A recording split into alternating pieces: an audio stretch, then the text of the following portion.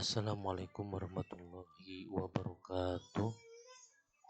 Selamat pagi anak-anak. Pada kesempatan pagi hari ini, mari kita mulai pembelajaran mata pelajaran aswaja, yang mana pada materi hari ini kita akan membahas tentang dosa orang yang mengajak pada kesesatan atau orang yang memberi contoh yang buruk.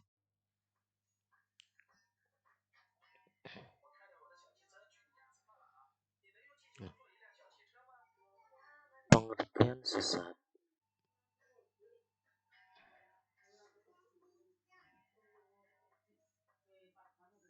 Sesat atau kesesatan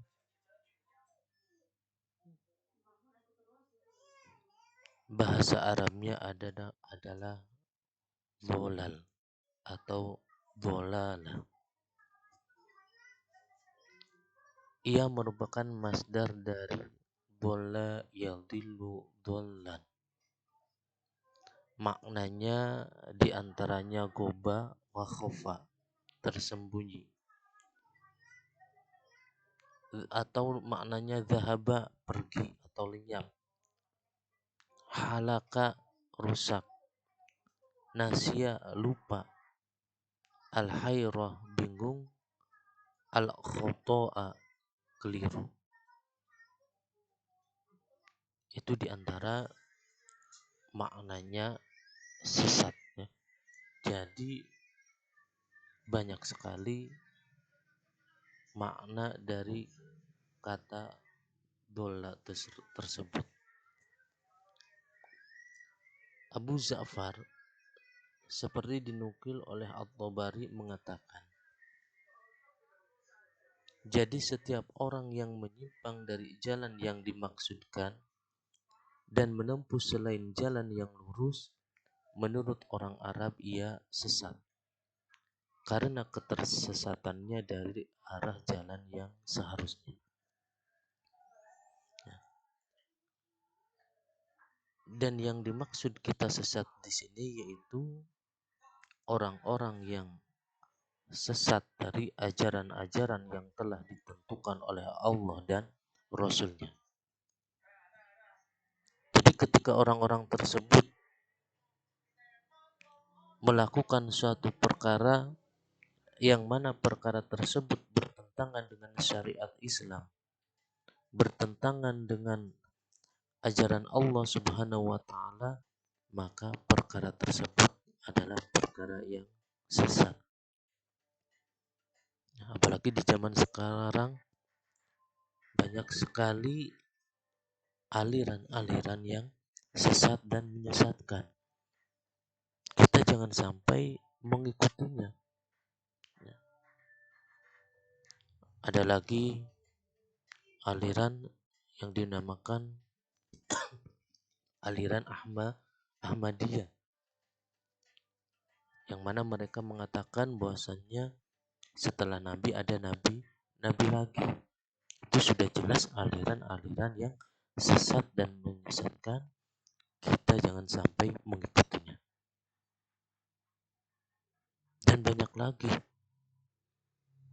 di zaman sekarang itu aliran-aliran yang mengatasnamakan Islam, tetapi pada hakikatnya aliran tersebut tidak sesuai dengan ajaran ahli sunnah wal jamaah. Makanya ketika kalian berpegang teguhlah kepada para kiai yang sanad keilmuannya nyambung kepada Nabi Muhammad Shallallahu Alaihi Wasallam. Jadi jangan sampai asal-asalan dalam mencari guru, terutama dalam masalah ilmu agama, karena mengkhawatirkan nanti akan terjerumus ke dalam jurang kesesatan.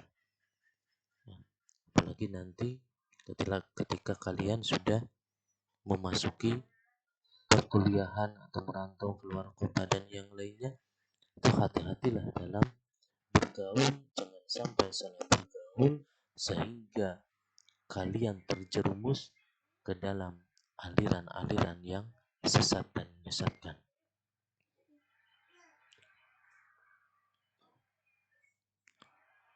Allah Subhanahu wa taala berfirman,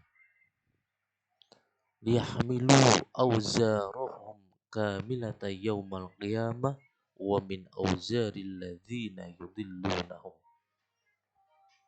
Artinya supaya mereka memikul dosa-dosanya dengan sepenuhnya pada hari kiamat dan sebagian dosa orang-orang yang mereka sesatkan. Jadi orang-orang yang suka menyesatkan orang lain, mengajak orang lain untuk mengikutinya dalam kesesatannya, maka besok di hari kiamat orang tersebut akan menanggung dosanya sendiri dan dosa-dosa orang yang diajaknya. Termasuk ketika kalian mengajak keburukan kepada teman kalian. Semama kalian mengajak temannya untuk mencuri, maka orang yang mengajak mencuri itu menanggung dosanya orang yang diajaknya tersebut. Makanya hati-hati dalam masalah mengajak kejelekan. Ketika kalian mengajak suatu kejelekan kemudian orang tersebut mengikutinya, maka kalian memikul juga dosa orang tersebut. Abu Dawud dan At-Tirmidzi meriwayatkan dari Abu Hurairah radhiyallahu anhu bahwa Nabi Shallallahu alaihi wasallam bersabda, "Man da'a ila hudan kana lahu minal ajri mithla ujuri man tabi'ahu la yunqasu dzalika min ujurihim syai'an wa man da'a ila dhalalatin kana alaihi minal ithmi mithla athami man tabi'ahu la yunqasu dzalika min athamihim syai'an."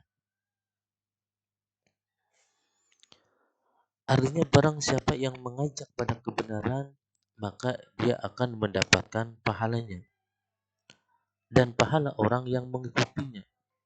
Dan barang siapa mengajak pada kesesatan, maka dia mendapatkan dosanya dan dosa orang yang mengikutinya. Jadi ketika kalian mengajak temannya untuk melaksanakan kebaikan, contohnya mengajak teman kalian untuk melaksanakan sholat duha, kemudian teman kalian ikut sholat duha, maka ini kalian akan mendapatkan pahalanya sholat duha tersebut. Pokoknya apa saja amal kebaikan yang kalian lakukan, ya, mengajak kebaikan terhadap orang lain, menasihati orang lain, mengajak sedekah orang lain, maka amalan-amalan tersebut ketika orang yang diajak melakukan amalan-amalan yang kita perintahkan, maka orang yang mengajak tersebut juga akan mendapatkan pahalanya. Begitu juga sebaliknya. Ketika orang tersebut mengajak suatu kejelekan, kemudian orang lain mengikutinya, maka orang tersebut akan mendapatkan dosanya kejelekan yang orang itu lakukan. Makanya hati-hati. Jangan sampai kita salah melangkah yang akhirnya akan menjerumuskan diri kita ke dalam jurang kesengsaraan.